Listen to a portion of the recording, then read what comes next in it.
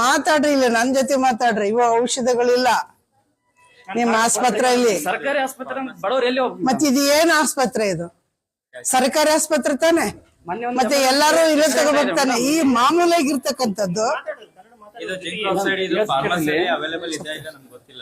ಮತ್ತೆ ಏನ್ ಅವೈಲೇಬಲ್ ಇರ್ತವೆ ಇಲ್ಲಿ?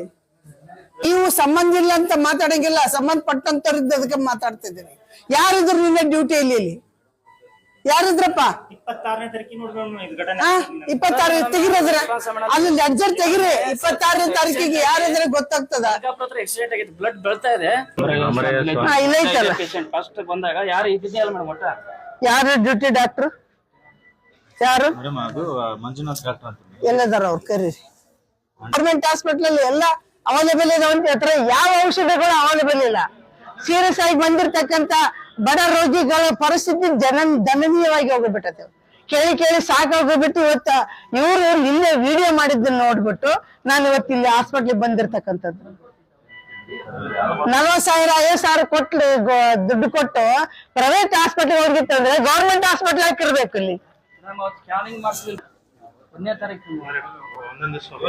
ನೀವ್ ಯಾರು? ನಿಮ್ ಹೆಸರೇನು? ಚೇತನ್. ನಾ ಕರೆದು ಯಾರು? ಮಂಜುನಾಥ್.